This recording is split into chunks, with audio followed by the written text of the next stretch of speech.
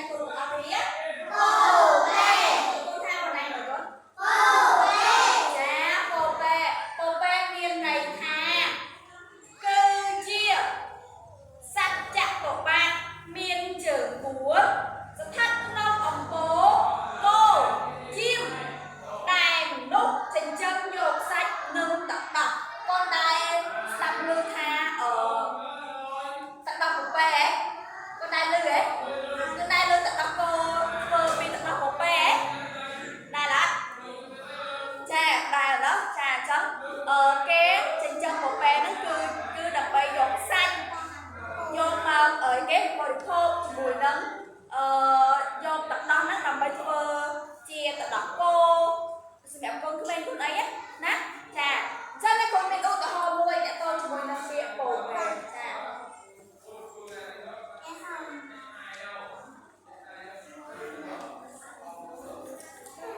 តែកូនមានឧទាហរណ៍មួយពោពេស្ដាប់ណាស្ដាប់ចាពោពេឪពុកខ្ញុំគាត់ចិញ្ចឹមសាច់ពោពេចាឪពុកខ្ញុំគាត់ចិញ្ចឹមសាច់ពោពេមកអញ្ចឹងរបស់ហ្នឹងគឺមានពាក្យពោពេចាឥឡូវនេះយើងមកយកនៃពាក្យរបស់ពាក្យពោពេចាអញ្ចឹងពោពេមានន័យថាពោពេមានន័យថា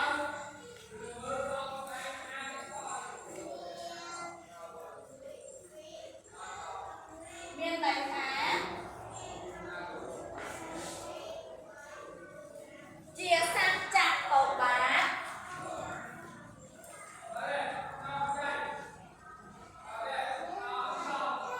ជាសត្វ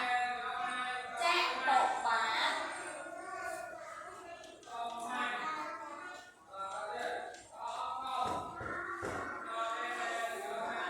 ចតុបាតមានជើង4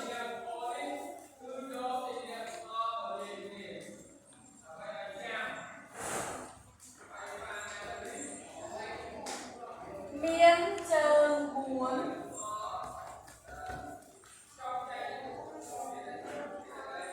មានជើង4ស្ថិតក្នុងអំបូរកូនជៀមចា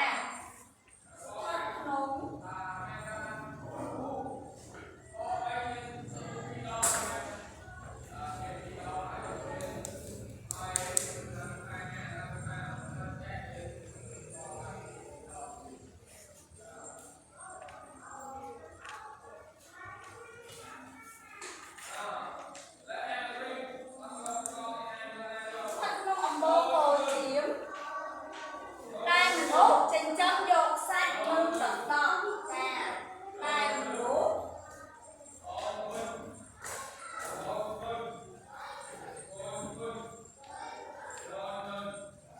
ដែលមនុស្សចិញ្ចឹមយកសាច់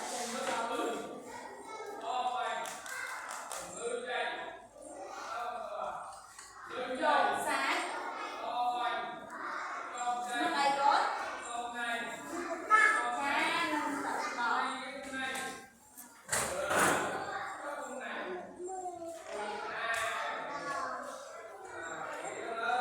ានឹងទឹកដោះចានេះគឺជាន័យរបស់សត្វពោ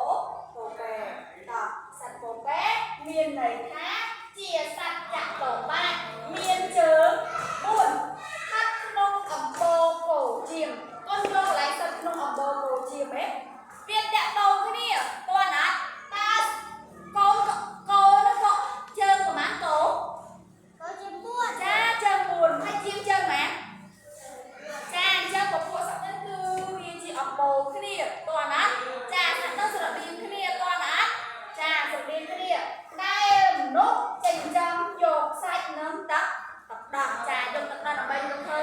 កូនទូលាស្គាល់ហើយតាក់ទងជាមួយនឹងទឹកដោះគោដែលធ្វើអំពីទឹកដោះពោពេ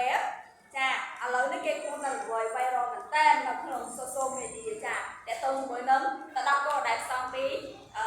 ទឹកដោះពោពេហ្នឹងចាតោះឥឡូវយើងមកបង្កើតល្បះជាមួយគ្នាណោះចាដាច់ពោពេស៊ីស្មៅជាអាហារចាតោះ Hello សួស្តីតើកូនអញ្ចឹងឥឡូវយើងបានបញ្ចប់ពាក្យពីអីពាក្យពោពេឲ្យបង្កើតល្បះរួចហើយណោះអញ្ចឹងយើងមកដល់ចូលដល់ពាក្យទី2គឺពាក្យកាញ់ជ្រងចាកាញ់ជ្រងអញ្ចឹងពាក្យទី2របស់អ្នកគ្រូគឺជាពាក្យកាញ់ជ្រងក៏ស្គាល់កាញ់ជ្រងអត់កាញ់ជ្រងរូបរាងវាមិនចាសាច់ជើង4ដែររូបរាងវាដូចជាឆ្កែកញ្ចយមិនទៅតាមគូសម័យណាចាតោះអញ្ចឹងពាក្យថាកាញ់ជ្រងពាក្យនេះអានថាកាញ់ជ្រងមក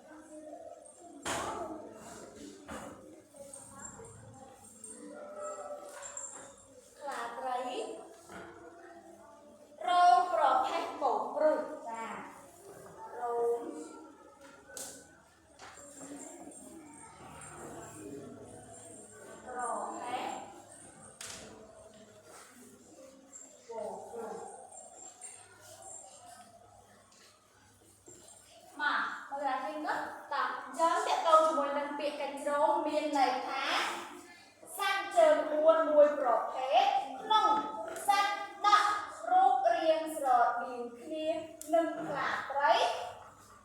រោមប្រភេទពងព្រុសយើងគុំសម័យបានអត់តទៅជាមួយនឹងសត្វកញ្ជ្រោរូបរាងវាមិនដែរវាមានជើងណាជើង4វាស្តៀងទៅនឹងខ្លាត្រីឬស្គរខ្លាត្រីហ៎ពួកហ្នឹងគឺវាជើង4ដូចគ្នាអើចាបន្តមករោមវាពណ៌ប្រចាប្រភេទចាហើយអីគេពងព្រុសប្រភេទចាអញ្ចឹងគូសម័យមើលទៅថាពណ៌ប្រភេទហ្នឹងវារូបរាងយ៉ាងម៉េចដែរចាតោះអញ្ចឹងឥឡូវអ្នកគ្រូមានឧទាហរណ៍មួយចាសម្រាប់3ឲ្យកូនកាន់តែយល់តកតទៅជាមួយនឹងពាក្យសត្វកញ្ជ្រោងចាអញ្ចឹងអ្នកគ្រូមានឧទាហរណ៍មួយសត្វកញ្ជ្រោងរស់នៅក្នុងព្រៃសត្វកញ្ជ្រោងរស់នៅក្នុងព្រៃឥឡូវអ្នកគ្រូសួរកូនក្នុងល្បែងដែលអ្នកគ្រូបានបង្កើតនេះតើមានពាក្យសត្វកញ្ជ្រោងដែរទេមានអត់ចាមានព្រោះអីសត្វកញ្ជ្រោងរស់នៅក្នុងព្រៃហ្នឹងហើយគឺជាពាក្យកញ្ជ្រោងចាឥឡូវអ្នកគ្រូមានសំណួរសួរកូនមួយហងៃឬក៏ពីមុនមកកូនធ្លាប់ឃើញសត្វកញ្ជ្រោងដែរឬអត់ធ្លាប់ឃើញអត់ចាធ្លាប់ណាអញ្ចឹងកូនអាចបង្កើតរបស់ឲ្យអ្នកគ្រូបានអត់ដោយប្រើពាក្យកញ្ជ្រោងតោះឥឡូវកូនថាទាំងអស់គ្នាមើលកញ្ជ្រោងតើពាក្យកញ្ជ្រោងហ្នឹងអាចបង្កើតរបស់បែបម៉េចបានតោះសត្វកញ្ជ្រោងស៊ីសាច់ជាអាហារអូចាអញ្ចឹងរបស់កូនបង្កើតហ្នឹងទាំងអស់គ្នាហ្នឹងគឺកូនគិតថាសត្វកញ្ជ្រោងស៊ីសាច់ជាអាហារចាតើដែលបងសតទាំងអស់គ្នាមួយមើលចាបកែមែនតោះចង់ឥឡូវអ្នកគ្រូចង់ឲ្យកូនបង្កើតរបស់ឲ្យអ្នកគ្រូម្នាក់មួយមើលមកម៉ាលីសាតើកូនអាចបង្កើតល្បែងអ្នកគ្រូបានដែរប្រើពាក្យកញ្ជ្រោងចាតោះឥឡូវកូនសាបង្កើតមើល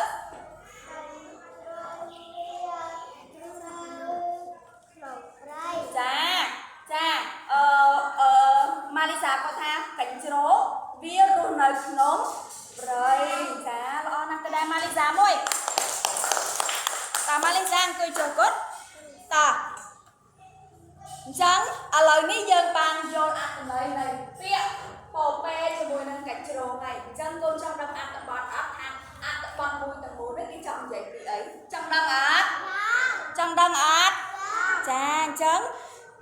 អ្នកគ្រូមានសំណួរមួយទៀតណាសួរកូនថាតើកូនធ្លាប់ស្ដាប់រឿងនិទានពីមុនអត់ធ្លាប់អត់រឿងអីគេ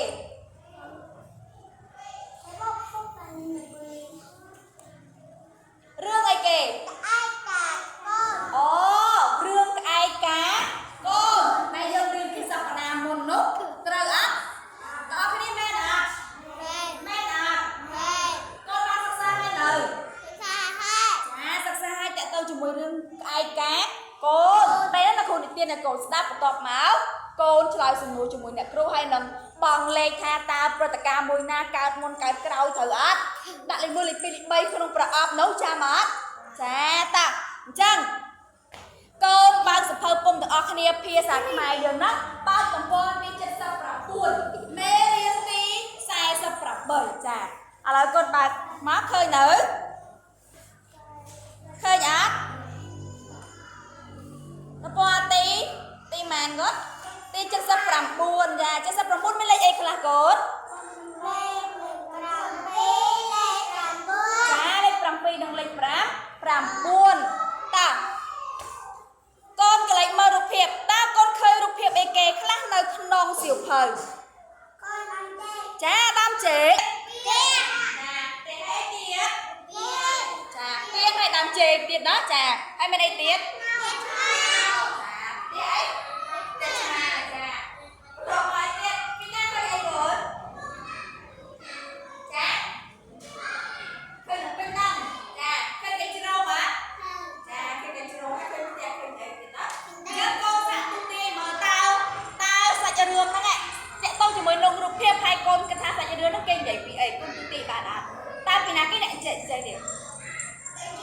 កញ្ជ្រោងគូអីទ្វាពីណាគេអូទ្វា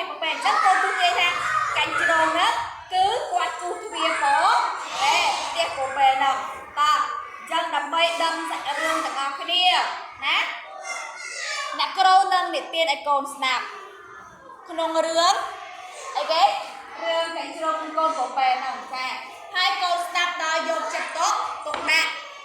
កូនស្ដាប់ណាត្រជានេះកូនស្ដាប់ដើម្បីយល់អត្ថន័យហើយចងចាំសាច់រឿងដើម្បីកូនហ្នឹងមកអីគេមកឆ្លើយសំណួរជាមួយអ្នកគ្រូចាតោះចឹងសុំអ្នកដៃមួយអ្នកដៃមួយ1 2ចាតោះចឹងឥឡូវកូននឹងឈានដល់ការស្ដាប់រឿងនិទានហ្នឹងអ្នកគ្រូសូម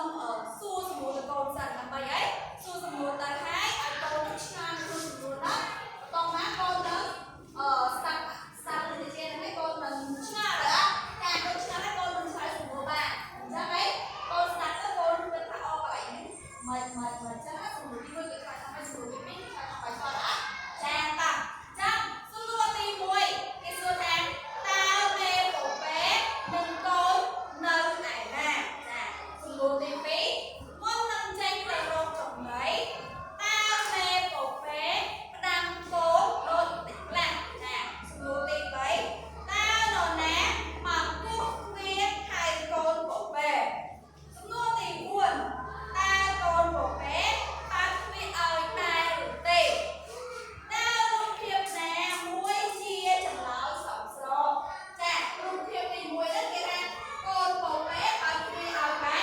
កញ្ជ្រោងតាមរូបភាពទី2កូនពពែមិនបើកទ្វារឲ្យកញ្ជ្រោងទេចាចឹងដើម្បីឆ្លើយសំណួរនេះបានកូនទៅស្ដាប់រឿងនិទានទាំងអស់គ្នាតោះឥឡូវយើងមកទាំងអស់គ្នា1 2 3រឿងកញ្ជ្រោងនិងកូនពពែមានមេពពែមួយរស់នៅជាមួយនឹងកូនក្នុងផ្ទះមួយក្បែរមាត់ព្រៃរាល់ថ្ងៃមុននឹងចេញទៅរកចំណីមេពពែតែងតែផ្ដែផ្ដាំកូននៅពេលដែលម៉ែមិននៅផ្ទះកូនកុំដើរលេងផ្ដេសផ្ដាស់ឲ្យសោះយ៉ាងទៀតបើមាននរណាគោះទ្វារហៅកូនឲ្យបើកទ្វារចូលកូនកុំបើកព្រោះនៅក្នុងព្រៃនេះមានសត្វសាហាវច្រើនណាស់នៅពេលម៉ែត្រឡប់មកវិញម៉ែនឹងគោះទ្វារហៅកូនរួចលុបជើងមុខចូលចន្លោះក្រោមទ្វារបង្ហាញកូនជាសញ្ញាមេពពែផ្ដែផ្ដាំកូនរួចហើយក៏ចេញទៅរកចំណីបាត់ទៅឯកូនពពែក៏បិទទ្វារជិតធ្វើតាមបណ្ដាមេពេលនោះជាឱកាសល្អសម្រាប់កញ្ជ្រោងមួយដែលបានចូលលួចស្ដាប់ការផ្ដែផ្ដាំរបស់មេពពែមួយសន្ទុះធំក្រោយមកកញ្ជ្រោងក៏ចូលទៅគោះទ្វារតុកតុកតុកតុកតុកតុកកូនពពែក៏សួរនរណាហ្នឹងម៉ែឬកញ្ជ្រោងក៏ឆ្លើយធ្វើសំឡេងដូចមេពពែគឺម៉ែណាកូនកូនបើកទ្វារឲ្យម៉ែផងម៉ែមកវិញហើយកូនពពែសូមម៉ែលោកជើងបង្ហាញកូនមកកូនបើកទ្វារជាស្រេចកញ្ជ្រោងក៏លូកជើងតាមចន្លោះក្រោមទ្វារបង្ហាញកូនពពែកូនពពែស្រែកឡើងទេទេទេទេមិនមែនម៉ែទេជើងធំខ្មៅព្រិចដូចនេះពិតជាជើងកញ្ជ្រោងចាឥឡូវគូស្ដាប់បានទេបានអត់តើឥឡូវអ្នកដែលគ្រូមួយបានទេឥឡូវអ្នកគ្រូខាងឡើងវិញតើអូនជាមួយនឹងរឿងហ្នឹងណាចាអញ្ចឹងមានពពែមួយហើយនឹងកូនហ្នឹងកូន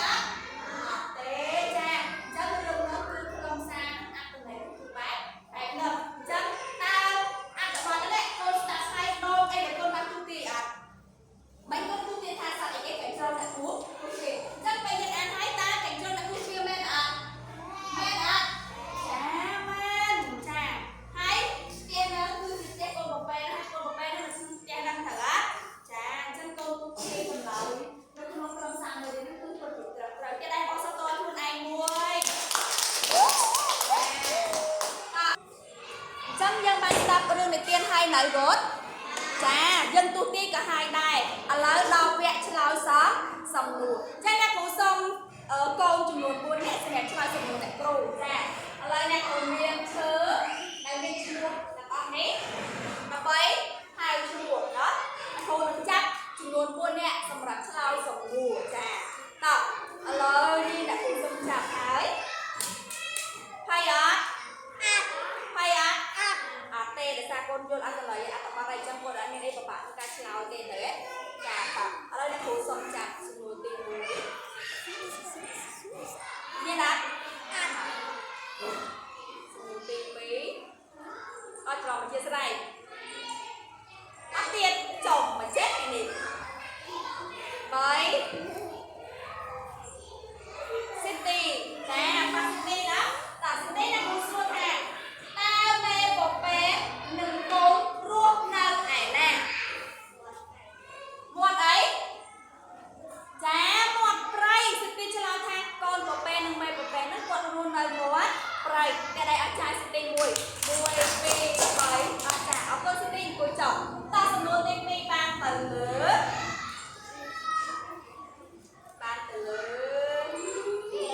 វ៉ាស៊ីមចាវ៉ាស៊ីមតើអ្នកគ្រូមានសំណួរសួរថាតើមុននឹងចេញទៅរកចំណីមេពពែផ្ដាំកូនដូចមិនខ្លះផ្ដាំថាមិនខ្លះ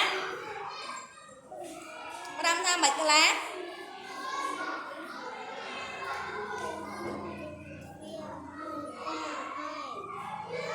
ផ្ដាំថាមិនខ្លះនៅពេលដែរ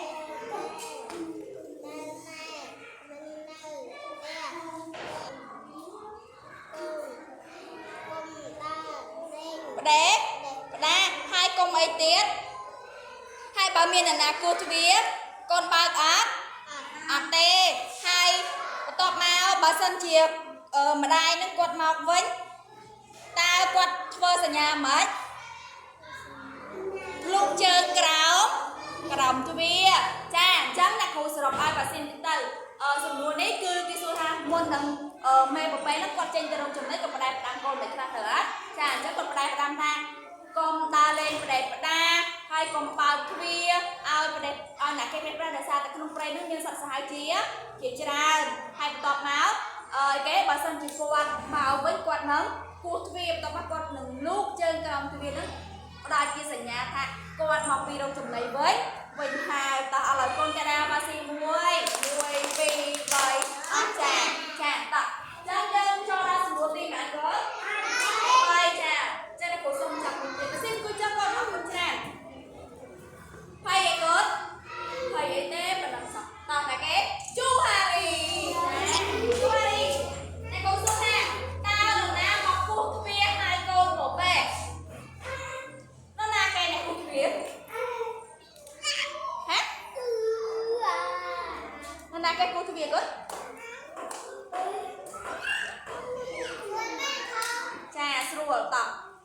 ណាគេគូទ្វារគាត់ណាគេគូទ្វារឲ្យឯគូទ្វារណាគេកូនពពែដាក់តែដៃឲ្យជួររីមួយចាតោះសំណួរទី4តាមទៅលើណាគេណអ្នកស្ម័គ្រចិត្តអត់អ្នកស្ម័គ្រចិត្តអត់តើឥឡូវអ្នកគ្រូសុំចាប់វីតាចាវីតាអ្នកគ្រូមានសំណួរថាតើកូនពពែបើកទ្វារឲ្យដែរឬទេតើរូបភាពណាមួយជាចម្លើយសមស្របរូបភាពទី1កូនចារូបភាពទី2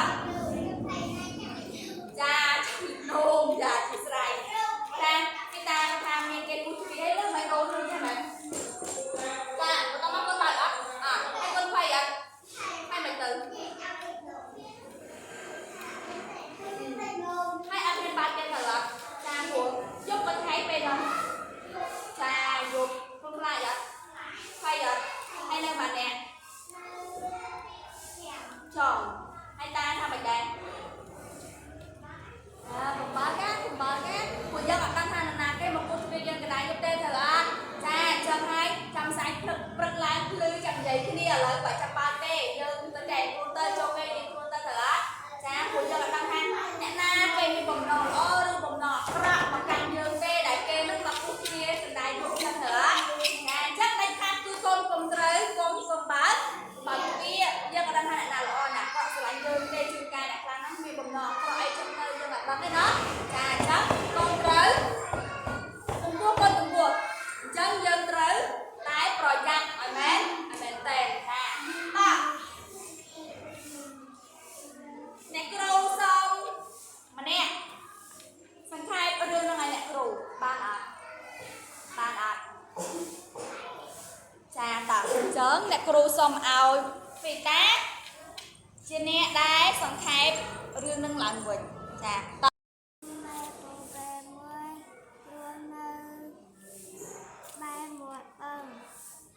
một pray gì con chà hay mày tiết